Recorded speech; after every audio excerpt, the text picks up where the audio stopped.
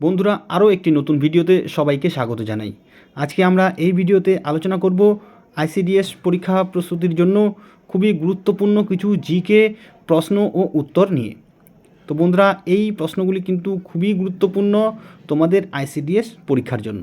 ICDS কর্মী ও সহায়িকা নিয়োগের যে পরীক্ষা তোমাদের হতে চলেছে, সব জেলার জন্যই কিন্তু এখানে এই প্রশ্নগুলি সমানভাবে গুরুত্বপূর্ণ। তাই ভিডিওটি শুরু থেকে শেষ পর্যন্ত অবশ্যই দেখবে। ভালো লাগলে অবশ্যই লাইক কমেন্ট শেয়ার করবে এবং যারা এখনও চ্যানেলটি সাবস্ক্রাইব করোনি অবশ্যই সাবস্ক্রাইব করবে। তো দেখো, আজকের প্রথম প্রশ্ন, ভারতীয় সেনাবাহিনীর সর্বোচ্চ সম্মান ও পুরস্কার কী? চারটে অপশন রয়েছে: পরমবীর চক্র, মহাবীর চক্র, বীর চক্র, অশোক চক্র। তো এখানে এই চারটে অপশনের মধ্যে কোন অপশনটি সঠিক হবে? এখানে অপশন এ পরমবীর চক্র হবে সঠিক উত্তর। ভারতীয় সেনাবাহিনীর সর্বোচ্চ সম্মান ও পুরস্কার হলো পরমবীর চক্র। খুবই গুরুত্বপূর্ণ একটি প্রশ্ন। এরপরে দ্বিতীয় যে প্রশ্নটি রয়েছে সেটি দেখো কী রয়েছে। ভারতের সিভিল সার্ভিসের জনক বলা হয় কাকে? Mahatma Gandhi, Robert Clive, Cornwallis, Dalhousie. তাহলে কাকে ভারতের সিভিল সার্ভিসের জনক বলা হয়? তো এখানে অপশন সি কর্নওয়ালিস হবে সঠিক উত্তর। ভারতে সিভিল সার্ভিসের জনক বলা হয় লর্ড কর্নওয়ালিসকে। এবারের প্রশ্নটি দেখো, নিচের কোন নদীটি সুন্দরবন অঞ্চলের অন্তর্গত? চারটি নদী এখানে আছে: সুবর্ণরেখা, জলঢাকা, বিদ্যাধরী, রায়ডাক। তাহলে এই চারটি নদীর মধ্যে কোন নদীটি সুন্দরবন অঞ্চলের অন্তর্গত? এখানে অপশন সি বিদ্যাধরী হবে সঠিক উত্তর। নিচের নদীগুলির মধ্যে বিদ্যাধরী হলো সুন্দরবন অঞ্চলের অন্তর্গত। এরপরের প্রশ্নটি দেখো কী রয়েছে। এবারে খুবই একটি গুরুত্বপূর্ণ প্রশ্ন, মিনি কনস্টিটিউশন নামে পরিচিত 42তম সংবিধান সংশোধনী, 43তম, 41তম, 44তম সংবিধান সংশোধনী। তাহলে কোন সংবিধান সংশোধনী মিনি কনস্টিটিউশন নামে পরিচিত? এখানে অপশন এ 42তম সংবিধান সংশোধনী হবে সঠিক উত্তর। 42তম সংবিধান সংশোধনী হয় 1976 সালে এবং এই সংবিধান সংশোধনীতে সংবিধানে বেশ কিছু গুরুত্বপূর্ণ পরিবর্তন আনা হয় এবং এই জন্যই এই সংবিধান সংশোধনীকে মিনি কনস্টিটিউশন বা সংবিধানের ক্ষুদ্রতম সংস্করণ বলা হয়। এর পরের প্রশ্নটি দেখো, কোন রাজ্যের নৃত্যশৈলী হলো ধুমহল? এই নৃত্যশৈলীগুলি থেকে প্রশ্ন কিন্তু অবশ্যই তোমাদের পরীক্ষায় থাকবে। বিভিন্ন রাজ্যের যে সমস্ত লোকনৃত্য প্রচলিত রয়েছে সেগুলি কিন্তু অবশ্যই তোমরা মুখস্থ করে রাখবে। তাহলে এখানে যে প্রশ্নটি রয়েছে, কোন রাজ্যের নৃত্যশৈলী হলো ধুমহল? এখানে গুজরাট, আসাম, কাশ্মীর, ওড়িশা চারটে অপশন রয়েছে। এই চারটে অপশনের মধ্যে কোন অপশনটি সঠিক হবে? বন্ধুরা, এখানে অপশন সি কাশ্মীর হবে সঠিক উত্তর।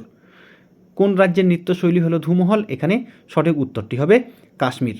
এরপরে দেখো যে প্রশ্নটি রয়েছে সেটি হলো, নিচের মধ্যে কার উপাধি ছিল খান ই খানন? খানজাদা, মির্জা খান, আরামশাহ, আকবর, বাবর। তাহলে কার উপাধি ছিল খান ই খানন? এখানে অপশন এ খানজাদা মির্জা খান হবে সঠিক উত্তর। খানজাদা মির্জা খান উপাধি ছিল খান ই খানন। তাহলে অপশন এ হবে সঠিক উত্তর। এরপরে যে প্রশ্নটি রয়েছে দেখো, এবারে আরেকটি গুরুত্বপূর্ণ প্রশ্ন, নন্দা দেবী জাতীয় উদ্যান কোথায় অবস্থিত? উত্তরপ্রদেশ, বিহার, মধ্যপ্রদেশ, উত্তরাখণ্ড। তাহলে কোন রাজ্যে নন্দা দেবী জাতীয় উদ্যান অবস্থিত? এখানে অপশন ডি উত্তরাখণ্ড হবে সঠিক উত্তর। নন্দা দেবী জাতীয় উদ্যান উত্তরাখণ্ড রাজ্যে অবস্থিত। তোমাদের পরীক্ষার জন্য এই টপিকটিও কিন্তু খুবই গুরুত্বপূর্ণ। বিভিন্ন রাজ্যের যে সমস্ত জাতীয় উদ্যান এবং অভয়ারণ্য রয়েছে সেগুলি কিন্তু অবশ্যই তোমরা মুখস্থ করে যাবে। তো এরপরে যে প্রশ্নটি রয়েছে সেটি কি আছে দেখো বন্ধুরা, ভারতীয় রিজার্ভ ব্যাঙ্ক কবে প্রতিষ্ঠিত হয়?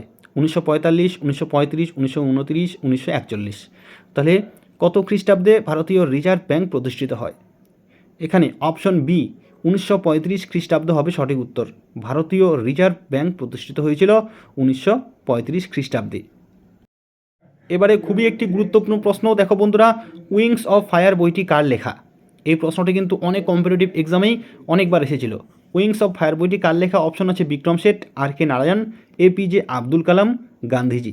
তাহলে কোন অপশনটি সঠিক হবে? এখানে option C APJ Abdul Kalam হবে সঠিক উত্তর। উইংস অফ ফায়ার বইটি লিখেছিলেন এপিজে আব্দুল কালাম। এর পাশাপাশি এখানে একটি গুরুত্বপূর্ণ তথ্য মনে রাখবে, ডক্টর এপিজে আব্দুল কালাম 2002 থেকে 2007 পর্যন্ত ভারতের 11তম রাষ্ট্রপতি হিসেবে দায়িত্ব পালন করেছিলেন এবং এর পাশাপাশি মনে রাখবে এপিজে আব্দুল কালাম ভারতের মিসাইল ম্যান নামেও পরিচিত। তাহলে এপিজে আব্দুল কালাম ভারতের মিসাইল ম্যান নামে পরিচিত ছিলেন। খুবই একটি গুরুত্বপূর্ণ তথ্য। এরপরে যে প্রশ্নটি রয়েছে সেটি দেখো বন্ধুরা, গোবর গ্যাসের প্রধান উপাদান কি? হাইড্রোজেন, মিথেন, কার্বন ডাইঅক্সাইড, কোনোটিই নয়। কোন অপশনটি এখানে সঠিক হবে? এখানে অপশন বি মিথেন হবে সঠিক উত্তর। গোবর গ্যাসের প্রধান উপাদান হলো মিথেন। এর পরের প্রশ্নটি দেখো, ভারতীয় গণপরিষদের প্রথম সভাপতি কে ছিলেন? আরেকটি খুবই গুরুত্বপূর্ণ প্রশ্ন, এই প্রশ্নটিও কিন্তু অনেক কম্পিটিটিভ এক্সামেই আসে। তো এখানে 4টে অপশন রয়েছে, doctor Rajendra Prasad, doctor B.R.. Ambedkar, Jawaharlal Nehru, Lal Bahadur Shastri. তাহলে কোন অপশনটি সঠিক হবে? এখানে option a doctor Rajendra Prasad হবে সঠিক উত্তর। ভারতীয় গণপরিষদের প্রথম সভাপতি ছিলেন ডক্টর রাজেন্দ্র প্রসাদ। এর পাশাপাশি এখানে আরেকটি তথ্য মনে রাখবে, ডক্টর বি.আর. আম্বেদকর ছিলেন সংবিধানের খসড়া কমিটির chairman.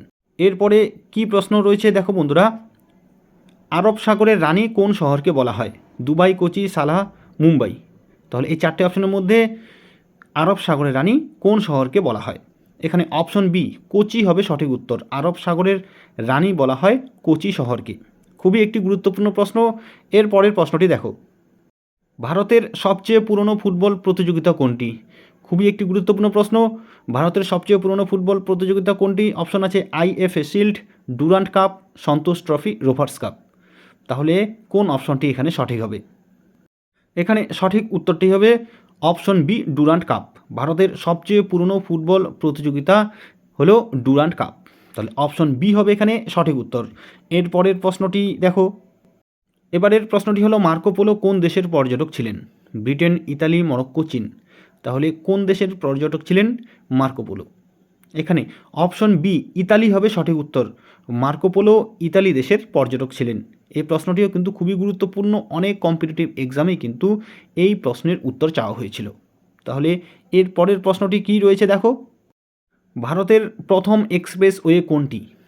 Durgapur expressway, Yashwantrao Chavan expressway, Mahatma Gandhi expressway, Pune expressway.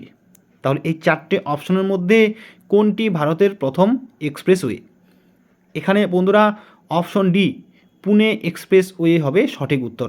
ভারতের প্রথম এক্সপ্রেসওয়ে হলো পুনে এক্সপ্রেসওয়ে। এখানে অপশন ডি হবে সঠিক উত্তর। এবারে যে প্রশ্নটি রয়েছে দেখো, খুবই একটি গুরুত্বপূর্ণ প্রশ্ন, মধ্যযুগের কোন শাসক আগ্রা শহরটি প্রতিষ্ঠা করেন? সিকান্দার লোদি, ফিরোজ শাহ তুগলক, শের শাহ আকবর। তাহলে এই 4টে অপশনের মধ্যে কোনটি সঠিক হবে? এখানে অপশন এ সিকান্দার লোদি হবে সঠিক উত্তর। মধ্যযুগের শাসক সিকান্দার লোদি আগ্রা শহরটি প্রতিষ্ঠা করেন। খুবই একটি গুরুত্বপূর্ণ প্রশ্ন। এর পরের প্রশ্নটি দেখো, লক্ষ্মীর ভাণ্ডার কে প্রতিষ্ঠা করেন? সরলা দেবী চৌধুরানী, লীলাবতী মিত্র, হেমাঙ্গিনী দাস, গিরিবালা দেবী। লক্ষ্মীর ভাণ্ডার কে প্রতিষ্ঠা করেন? তো এখানে 4টে অপশনের মধ্যে কোন অপশনটি সঠিক হবে? এখানে অপশন এ সরলা দেবী চৌধুরানী হবে সঠিক উত্তর। লক্ষ্মীর ভাণ্ডার প্রতিষ্ঠা করেছিলেন সরলা দেবী চৌধুরানী। পরের প্রশ্নটি দেখো, এবারে খুবই একটি গুরুত্বপূর্ণ প্রশ্ন, অবশ্যই এই প্রশ্নটির উত্তর তোমাদের মনে রাখতে হবে। জাতীয় কংগ্রেসের কোন অধিবেশনে প্রথম পূর্ণ স্বরাজের প্রস্তাব রাখা হয়? 1920 খ্রিস্টাব্দে নাগপুর অধিবেশন, 1931 করাচি অধিবেশন, 1929 লাহোর অধিবেশন, 1925 কানপুর অধিবেশন। তাহলে কোন অপশনটি সঠিক হবে? এখানে বন্ধুরা 1929 খ্রিস্টাব্দে লাহোর অধিবেশন হবে সঠিক উত্তর।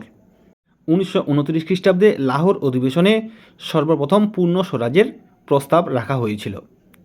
এরপরে যে প্রশ্নটি রয়েছে দেখো, বায়ুমণ্ডলের কোন স্তর দিয়ে জেট বিমান চলাচল করে? আরেকটি খুবই গুরুত্বপূর্ণ প্রশ্ন উত্তর। আজকে যে সমস্ত প্রশ্ন এবং উত্তরগুলি নিয়ে আলোচনা করছি সেগুলি প্রত্যেকটিই কিন্তু বাছাই করা সেরা প্রশ্ন, তাই অবশ্যই কিন্তু এগুলি তোমাদের আপকামিং পরীক্ষার জন্য খুবই কমনযোগ্য হতে চলেছে। তাহলে কোন স্তর দিয়ে জেট বিমান চলাচল করে? Thermosphere, troposphere, stratosphere, mesosphere. এখানে অপশন সি স্ট্র্যাটোস্ফিয়ার হবে সঠিক উত্তর। বায়ুমণ্ডলের স্ট্র্যাটোস্ফিয়ার স্তর দিয়ে জেট বিমান চলাচল করে। এর পরের প্রশ্নটি দেখো, এশিয়াবাসী হিসেবে প্রথম নোবেল পুরস্কার পান মালালা ইউসুফজাই, আং সান সু কি, রবীন্দ্রনাথ ঠাকুর, সিভি রমন। এখানে কোন অপশনটি সঠিক হবে? এশিয়াবাসী হিসেবে প্রথম নোবেল পুরস্কার কে পান? খুবই একটি গুরুত্বপূর্ণ প্রশ্ন। এই প্রশ্নের উত্তর হবে অপশন সি রবীন্দ্রনাথ ঠাকুর। এশিয়াবাসী হিসেবে প্রথম নোবেল পুরস্কার পান রবীন্দ্রনাথ ঠাকুর, এবং সাহিত্যে বিশেষ অবদানের জন্য কিন্তু রবীন্দ্রনাথ ঠাকুর এই নোবেল পুরস্কার পেয়েছিলেন। তাহলে বন্ধুরা, আজকে আমরা অঙ্গনওয়াড়ি কর্মী ও সহায়িকা নিয়োগের পরীক্ষা প্রস্তুত হিসেবে খুবই গুরুত্বপূর্ণ 20টি জেনারেল নলেজের প্রশ্ন ও উত্তর সম্পর্কে জানলাম। আশা করি তোমাদের ভিডিওটি ভালো লাগবে। ভিডিওটি ভালো লাগলে অবশ্যই লাইক কমেন্ট ও শেয়ার করবে, এবং যারা যারা এখনও আমাদের চ্যানেলটি সাবস্ক্রাইব করোনি অবশ্যই কিন্তু সাবস্ক্রাইব করে রাখবে। আজকে এ পর্যন্তই, ধন্যবাদ।